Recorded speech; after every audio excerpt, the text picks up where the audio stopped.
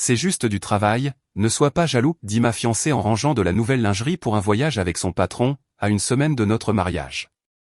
Alors, j'ai envoyé les preuves aux ressources humaines et à l'épouse du patron, qui était sa sœur.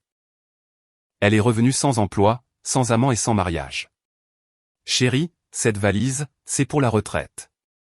Je regardais les vêtements étalés sur le lit. De la lingerie noire avec des étiquettes encore accrochées.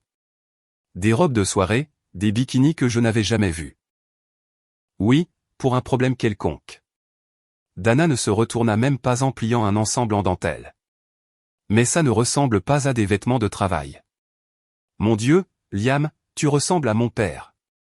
C'est un complexe hôtelier. Il y a une piscine. Sa voix monta d'un ton. Maintenant, tu vas me dire quels vêtements emporter? Tu sais que ce n'est pas ce que je veux dire, Dana? Et en plus, il ne reste que 7 jours avant le mariage. Tu pars une semaine entière juste maintenant? Oui, maintenant, parce que mon patron me fait confiance, contrairement à toi. Elle m'arracha l'enveloppe contenant les confirmations du banquet des mains et la jeta sur la commode. Tout ne tourne pas autour de ton mariage, tu sais? Certains d'entre nous ont des ambitions. Elle referma la valise d'un coup sec. J'en ai marre de ton insécurité. Elle quitta la pièce en claquant la porte. L'écho rebondit sur les murs vides. 3 heures plus tard, un seul message, une photo de groupe flou sans localisation. C'était vendredi soir.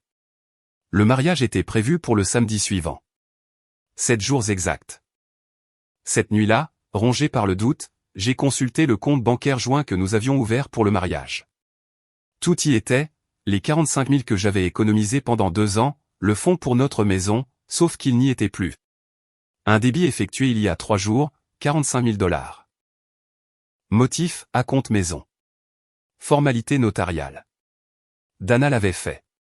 Elle avait déplacé l'argent exactement comme elle avait dit qu'elle le ferait.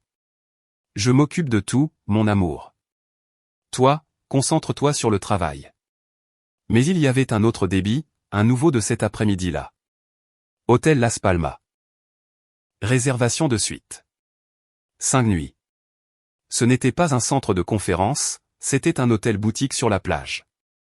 En 8 ans de vie commune, je n'avais jamais vérifié son ordinateur portable. J'avais toujours pensé, si tu dois surveiller ton partenaire, mieux vaut ne pas être avec elle. Mais cette nuit-là, je l'ai fait. Le mot de passe était toujours le même. Elle ne l'avait jamais changé. Le dernier email n'avait pas de nom, seulement des initiales. J'ai hâte de t'avoir toute la semaine pour moi à Las Palmas. Cette fois, sans interruption. J'ai fermé l'ordinateur portable. J'ai regardé l'anneau de fiançailles que j'avais tant planifié, les 120 invitations déjà envoyées. Le vignoble réservé depuis 1 an.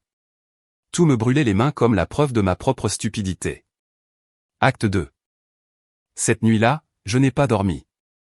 Je suis resté à fixer le plafond, l'ordinateur portable ouvert sur la poitrine, relisant le même email encore et encore. J'ai hâte de t'avoir toute la semaine pour moi à Las Palmas. Cette fois, sans interruption. Chaque mot était un coup de poignard différent. À 6 heures du matin, quelque chose a changé. La rage qui m'avait paralysé pendant des heures s'est transformée en quelque chose de froid et calculé. Je me suis assis, j'ai ouvert WhatsApp et je lui ai écrit, « Tu as raison, je suis désolé. J'ai été insécure. Concentre-toi sur ton travail. » 3 points ont clignoté. Puis, merci. Je t'aime. Ces 3 mots m'ont donné la nausée. J'ai fermé les yeux. Il fallait qu'elle croie que j'avais avalé son baratin. J'avais besoin de temps. La première chose à faire fut de tout copier. J'ai connecté un disque dur externe et j'ai commencé à glisser des dossiers entiers de son ordinateur portable. Les emails avec les initiales mystérieuses, les relevés de compte. J'ai même trouvé un dossier appelé Projet Sub que je n'avais pas vu la nuit précédente. Je l'ai ouvert. Un plan d'affaires complet. Diane Jacken Sodin. L'objectif était de voler le client principal de Valerias Corp, l'entreprise où ils travaillaient tous les deux. Dans la section finance, une ligne m'a glacé le sang. Capital initial, 5 000 $. Don de l'idiot, 45 000 $. La somme exacte de notre compte joint. C'est ainsi qu'il m'appelait. L'idiot. Mon argent, mon putain d'argent finançant leur trahison professionnelle. J'ai continué à chercher dans l'ordinateur portable comme un détective obsessionnel. Dans le dossier de sauvegarde automatique du téléphone de Dana, j'ai trouvé quelque chose qui m'a glacé le sang, un fichier audio de 4 minutes. Je l'ai écouté à faible volume. Des rires. La voix de Dana disant, je lui ai dit que c'était pour la compte de la maison, que je m'occuperais de tout. Hier, j'ai effectué le virement. L'idiot n'a même pas vérifié le compte. Nous avons déjà les 45 000 pour Dian. Une voix masculine que je ne reconnaissais pas. Tu es un génie, mon amour. Je supporte Olivia 6 mois de plus. Quand nous aurons conclu le contrat avec Everpool, je divorce et nous partons. J'ai mis l'audio en pause. J'ai rembobiné. Je supporte Olivia. Olivia, la sœur de Dana. L'homme de l'audio était Javier, son beau-frère, le mari de sa propre sœur. Ce n'était pas seulement de l'infidélité, c'était une trahison familiale à tous les niveaux possibles. J'ai copié l'audio, je l'ai sauvegardé à 3 endroits différents. Ensuite, j'ai ouvert Google Calendar et j'ai commencé à annuler le mariage pièce par pièce. C'était samedi matin. J'ai appelé le vignoble en premier. J'ai besoin d'annuler la réservation pour le 24. Monsieur, la compte de 5 000 n'est pas remboursable. Je sais. Annulez quand même. Traiteur, 3 000 perdus. Photographe, 2 000. Fleurs, 100. Digi, 1000. Gâteau, 500. 15 000 jetés à la poubelle. Mais j'ai documenté chaque annulation, chaque reçu, chaque email de confirmation. Vu son désintérêt pour toute la planification du mariage, j'ai supposé qu'elle ne s'en rendrait même pas compte avant son retour. Je me suis trompé. Ce même après-midi, j'ai appelé la banque. J'ai annulé 3 des 4 cartes de crédit que Dana détenait en tant qu'utilisatrice autorisée. Je n'ai laissé active que celle avec le plafond le plus bas, 1 500 $. J'ai transféré ce qui restait sur le compte joint vers un nouveau compte à mon nom. 2 300 $. Des miettes des 45 000 $, mais c'était mon argent. Ce même soir, j'ai engagé un serrurier. J'ai changé toutes les serrures de l'appartement. J'ai cherché le numéro de l'hôtel Las Palmas sur Google. J'ai composé le numéro. Bonsoir. J'ai besoin de parler à quelqu'un de la réception. C'est urgent. On m'a passé un certain Eduardo. Il avait l'air jeune et ennuyé. Écoutez, je vais être direct. Ma fiancée est dans votre hôtel avec mon beau-frère. Chambre réservée au nom de Javier Ruiz. J'ai besoin de photos d'eux ensemble. Je vous paie 2 000 $. Silence de l'autre côté. Monsieur? Des photos compromettantes dans le hall. Au restaurant, je ne sais pas. J'ai besoin de preuves claires qu'ils sont ensemble. Comment me paieriez-vous? PayPal. La moitié maintenant. Le reste quand vous m'envoyez les photos. Envoyez-moi votre email. Je vous donne mon compte. J'ai transféré. 3 heures plus tard, mon téléphone a vibré. 8 photos. Dana et Javier se tenant la main en entrant au restaurant, trinquant au champagne pendant le dîner, s'embrassant dans le hall, sortant de la piscine les mains entrelacées, entrant ensemble dans la même chambre, elle en bikini pendant qu'il lui mettait de la crème solaire dans le dos.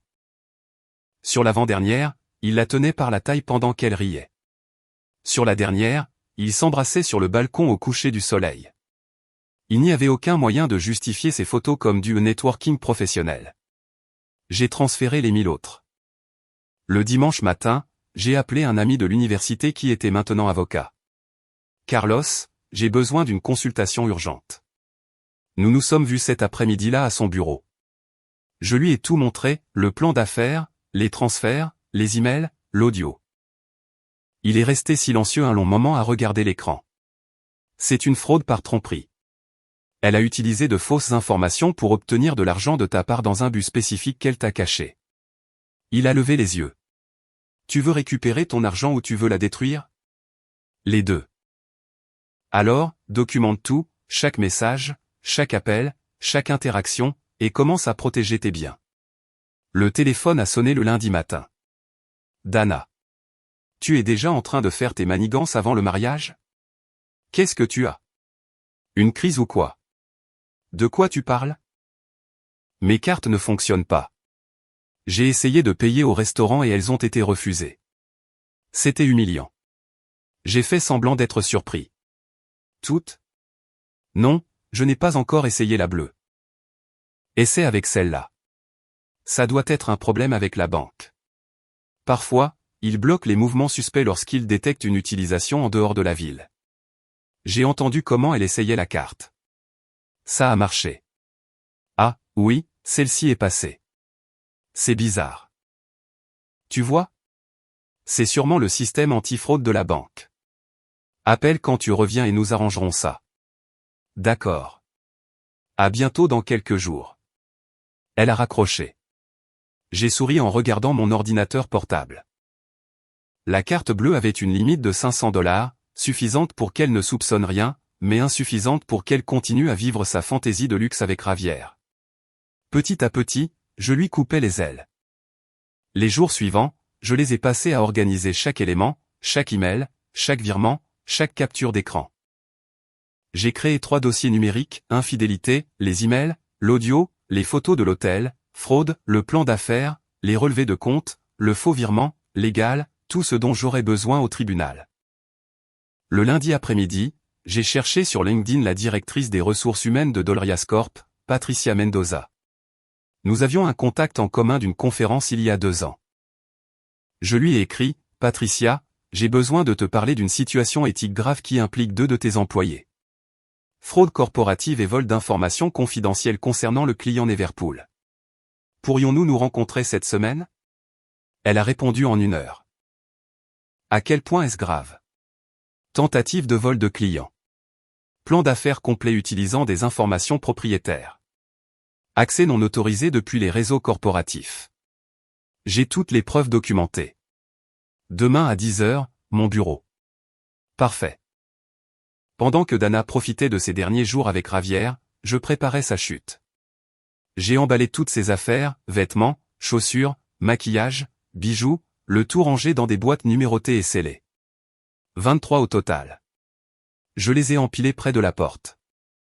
Le mardi, je suis arrivé au bureau de Patricia Mendoza à 10 heures précises.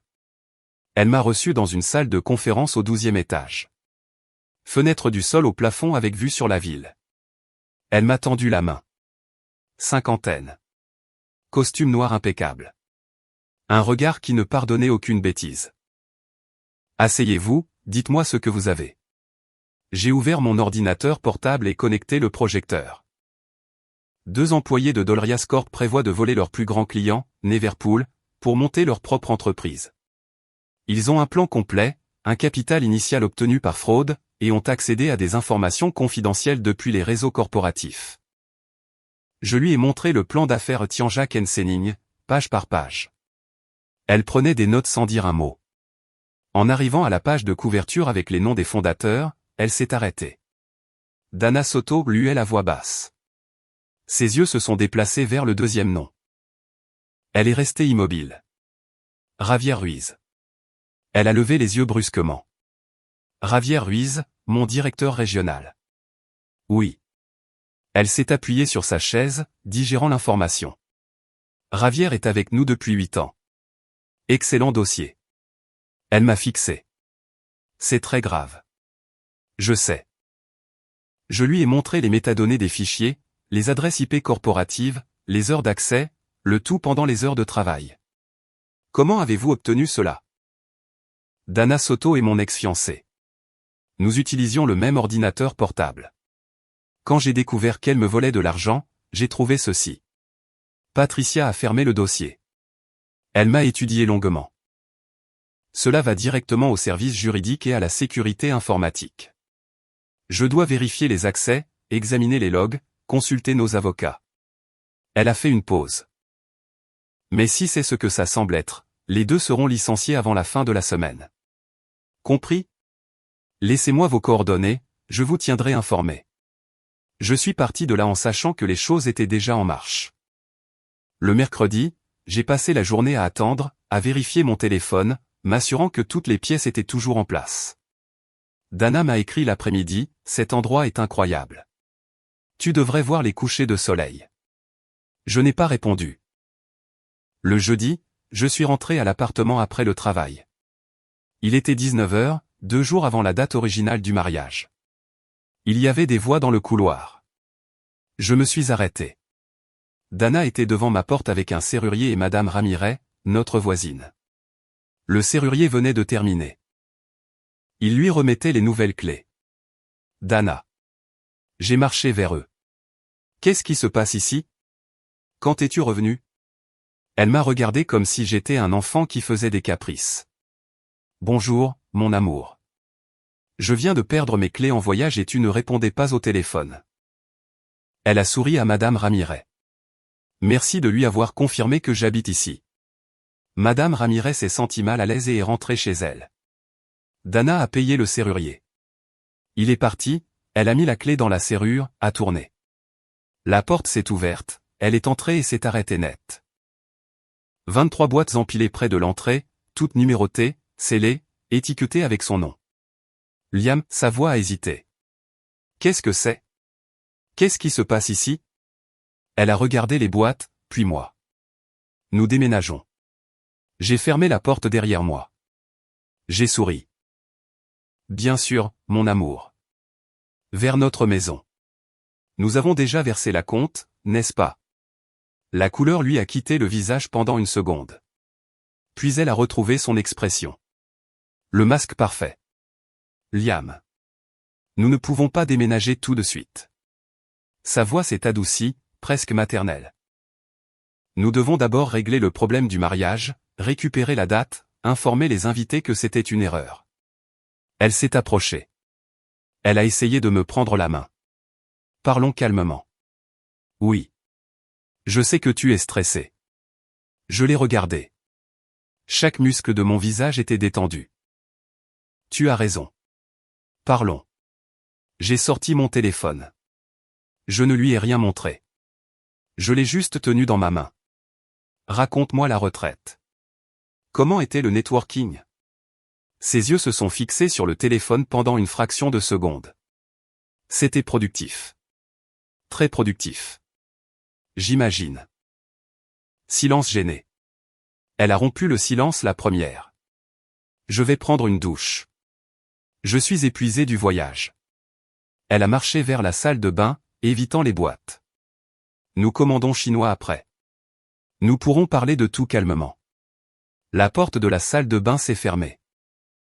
Je me suis assis sur le canapé. Le téléphone a vibré. Un message de Patricia Mendoza.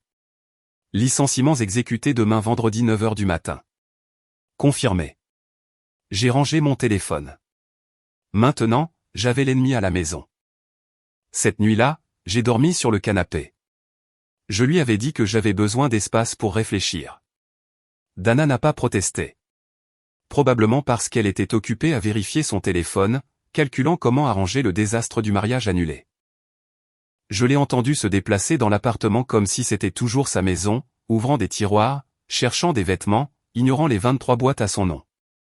À 23 h, j'ai reçu un message d'elle depuis la chambre. Parlons calmement demain. Pouvons-nous arranger ça? Je n'ai pas répondu. Le vendredi, je me suis réveillé tôt. J'ai pris ma douche, me suis habillé et suis sorti avant qu'elle ne se lève. J'avais des choses à faire. Je suis passé au bureau de Carlos à 8 h du matin. Les papiers sont prêts, m'a-t-il dit. Demande civile pour fraude, 45 000 $ plus intérêts et dommages. Quand veux-tu que je l'envoie? Pas encore. Je te préviendrai. Il a souri. Tu vas attendre le moment parfait, n'est-ce pas? Exactement. Je suis parti de là et je suis allé travailler. J'ai eu une journée normale, des appels, des réunions, des emails, comme si de rien n'était.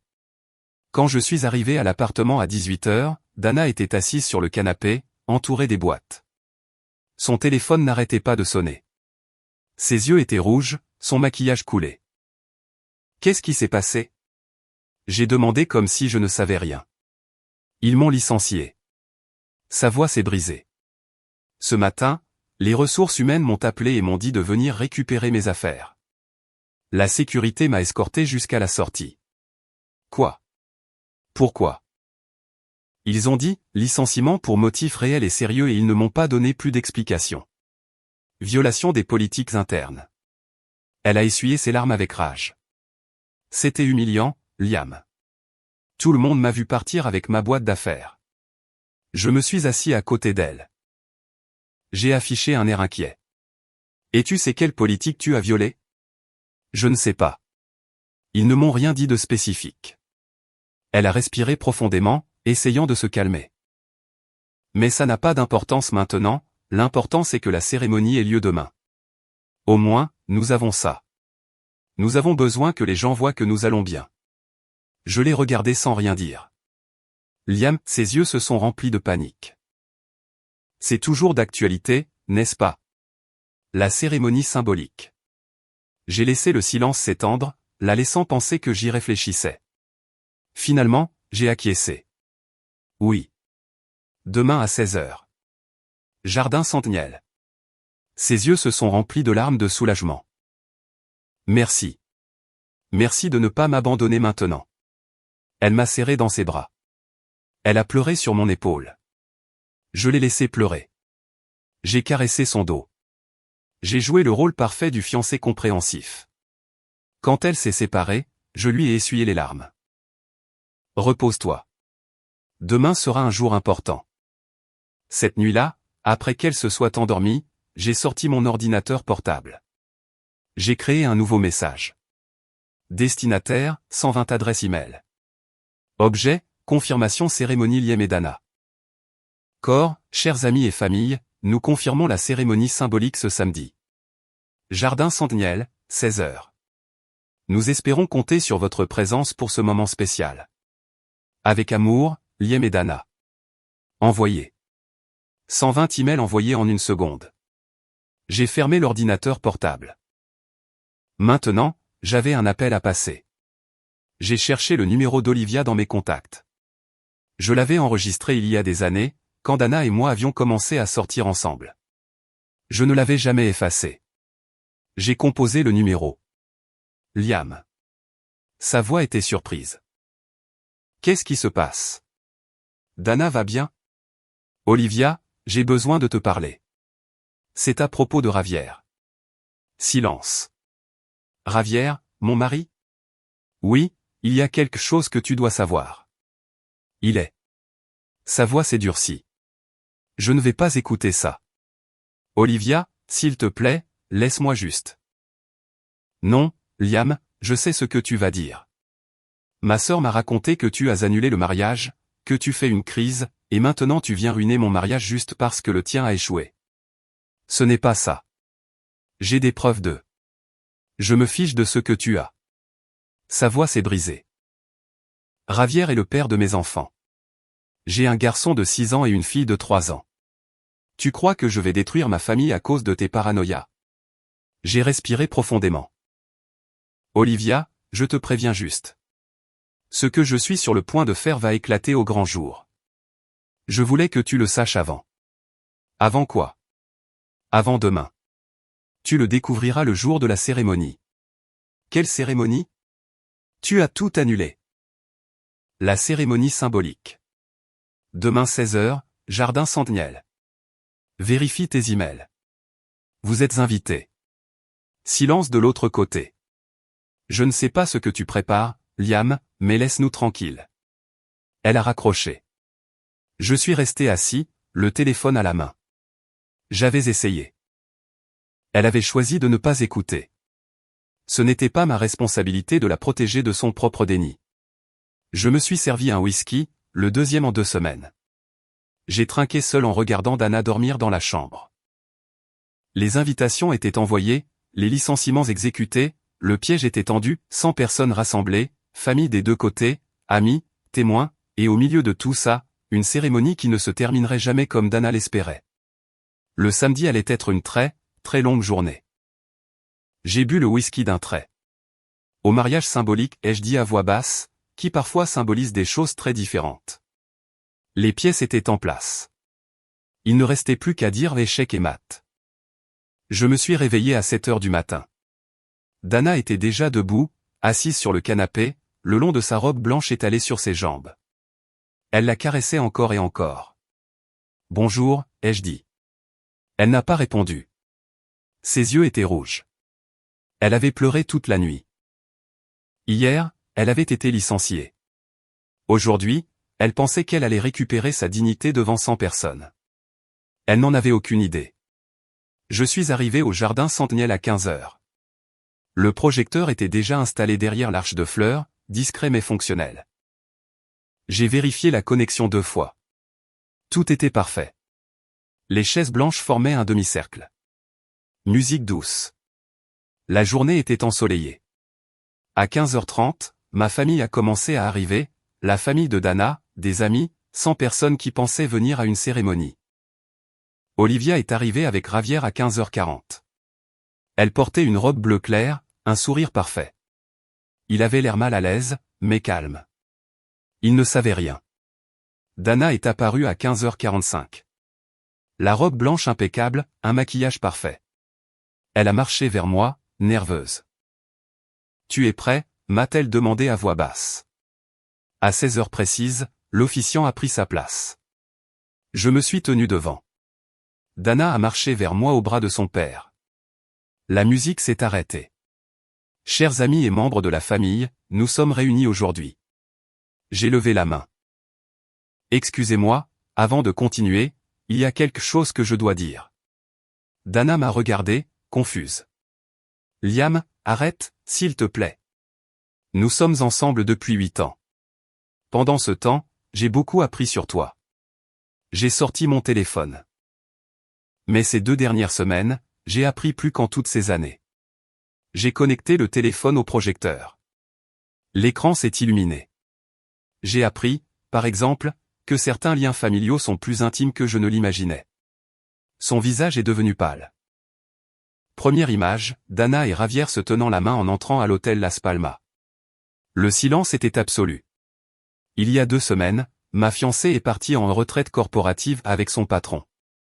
Dana a essayé de m'arracher le téléphone. Liam, s'il te plaît, arrête. Image suivante, les 2 s'embrassant dans le hall. Les murmures ont commencé.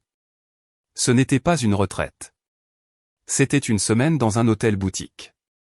Suite réservée au nom de Javier Ruiz. Olivia s'est levée lentement. Elle regardait l'écran comme hypnotisée. Image suivante, piscine. Javier mettant de la crème solaire à Dana dans le dos. Javier ? La voix d'Olivia était pure glace. Qu'est-ce que ça signifie ? Il s'est levé, pâle. Olivia, je peux. Image suivante, les 2 entrant ensemble dans la chambre. Image suivante, s'embrassant sur le balcon au coucher du soleil. Olivia a marché vers lui. Depuis combien de temps ? Javier n'a pas répondu. Depuis combien de temps ? Depuis la naissance de Sofia. Sa voix était à peine audible. Le jardin entier est resté silencieux. Sa fille avait 3 ans. 3 ans. Olivia le regardait comme un étranger. 3 ans que tu couches avec ma sœur. Tu étais toujours fatigué. Les mots sont sortis avec une rage défensive. Toujours avec des douleurs, avec le bébé. Tu m'as négligé, Olivia. La gifle a résonné dans tout le jardin. Je t'ai négligé ? La voix d'Olivia a monté d'une octave. Je me remettais d'une césarienne, putain. Élevant ta fille seule pendant que tu travaillais. Olivia ne s'est pas tue, pendant que tu te vautrais avec ma sœur. Elle s'est tournée vers Dana, qui pleurait en silence. Dana, comment as-tu pu ? Dana n'a pas répondu. Tu es censée être ma sœur. Olivia a vacillé. Quelqu'un de sa famille a dû la soutenir. J'ai lancé l'audio. La voix de Dana a rempli le jardin. L'idiot n'a même pas vérifié le compte. Nous avons déjà les 45 000 pour Dian. La voix de Javier. Je supporte Olivia 6 mois de plus. Quand nous aurons conclu le contrat avec Neverpool, je divorce et nous partons. Tu me supportes ? La voix d'Olivia était un murmure brisé. 6 mois de plus ? Olivia.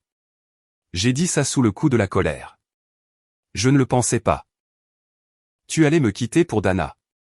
Elle a regardé Dana. Tu n'as pas hésité à détruire mon mariage ? Ce n'était pas prévu, murmura Dana. C'est juste arrivé. C'est juste arrivé ? Olivia a montré l'écran. Tu te fous de moi.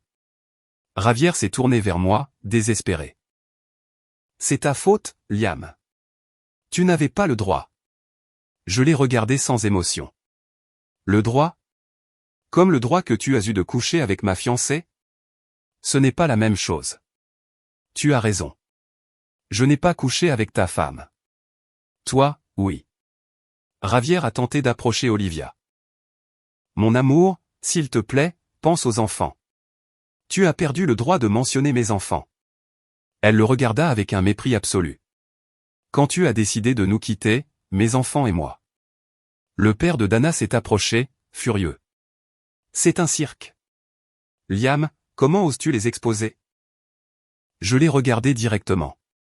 Votre fille m'a volé. Et c'est moi le problème? C'est privé? Je n'ai pas changé l'image. Plan d'affaires. Tianjak Sen. Ligne en surbrillance, capital initial, 45 000 $. Don de l'idiot. Elle m'a dit que c'était pour l'acompte d'une maison. Mensonge. L'argent a servi à financer une entreprise avec son amant. Image suivante, relevé de compte avec le virement.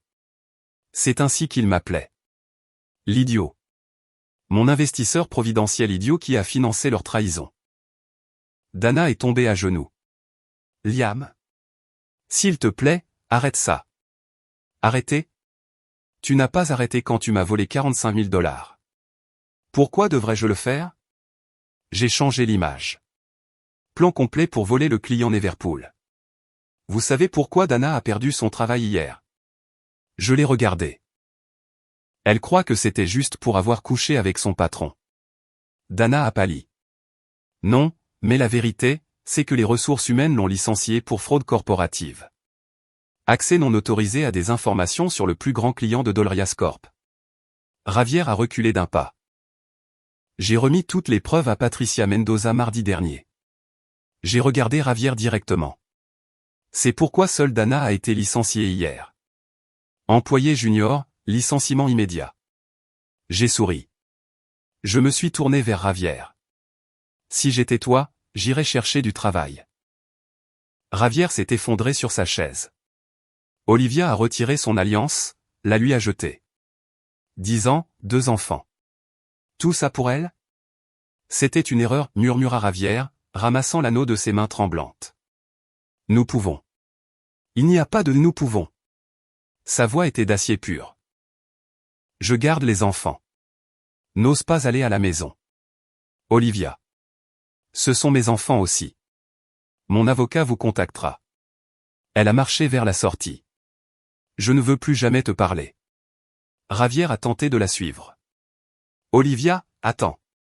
Arrête, Javier, ici tu n'es pas la victime. Ne me suis pas. Elle ne s'est pas retournée.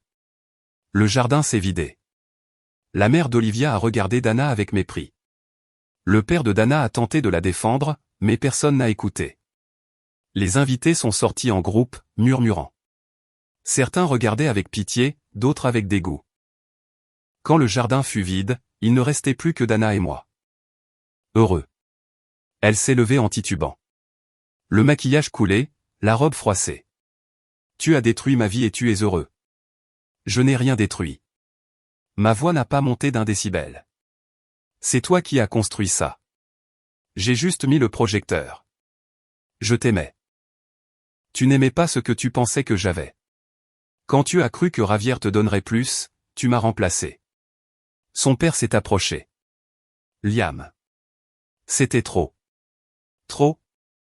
Je l'ai interrompu. Elle m'a volé 45 000 $. Elle a une action civile qui l'attend. Elle va me payer chaque centime avec des intérêts. Je n'ai pas d'argent. Je sais. Alors va chercher du travail, ma reine, parce que de mon argent, tu ne verras plus un centime. Dana s'est effondrée complètement. Je ne peux pas vivre comme ça. Tu aurais dû y penser avant de m'appeler idiot au point. Je te déteste. Je sais. J'ai marché vers la sortie. Et je m'en fiche. Je l'ai laissé là, seul dans la robe blanche qui lui avait tant coûté. Dans la voiture, j'ai vérifié mon téléphone. Carlos, quand as-tu envoyé la demande? J'ai écrit, en voilà. J'ai démarré la voiture. En quittant le parking, j'ai vu Dana seule dans le jardin vide. Je n'ai ressenti aucune pitié. Je n'ai rien ressenti. 3 mois plus tard, le procès civil a été jugé en ma faveur. 45 000 $ plus, 8,000 $ de dommages et intérêts. Total 53 000 $. Dana n'avait pas l'argent. Le juge a ordonné une saisie sur salaire, 25% de chaque chèque directement sur mon compte. Pendant des années, elle a travaillé comme assistante administrative dans une petite entreprise. Elle gagne moins de la moitié de ce qu'elle gagnait chez Dolrias Corp. Elle a dû retourner vivre chez ses parents. Le premier paiement est arrivé 6 semaines après le jugement, 230 $. Ce n'était pas le montant, c'était le principe. La comptabilité de sa trahison payée par mensualité. Je l'ai reclassé dans mon budget sous la catégorie investissement récupéré.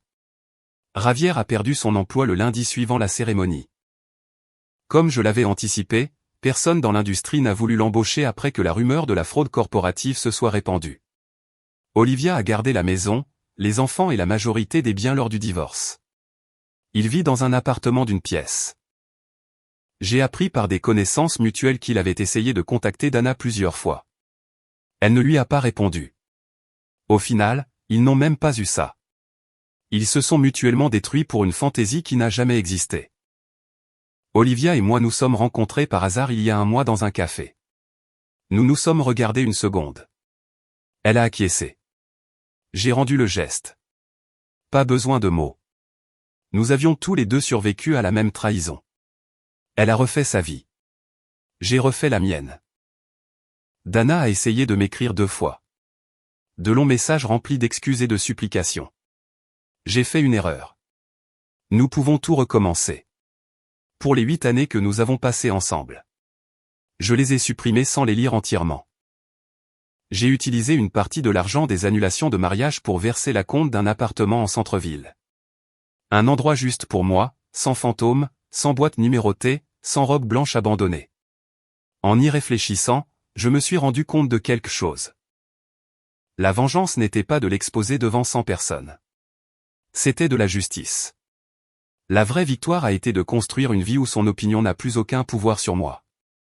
Hier, j'ai vérifié mon relevé de compte. Il y avait, comme chaque mois, paiement par ordonnance judiciaire. Dana Soto. 30. Un rappel mensuel que les actions ont des conséquences. J'ai fermé l'ordinateur portable. Enfin en paix. On me demande parfois si je suis allé trop loin. Si je devrais ressentir de la pitié. Alors je me souviens de ces mots, tout ne tourne pas autour de ton mariage. Certains d'entre nous ont des ambitions, et le doute s'évapore. Elle a choisi l'argent, elle a choisi la trahison, elle a choisi de m'humilier. Les conséquences de ces choix ne sont pas ma responsabilité. Ai-je été trop impitoyable ou me suis-je simplement respecté pour la première fois en 8 ans?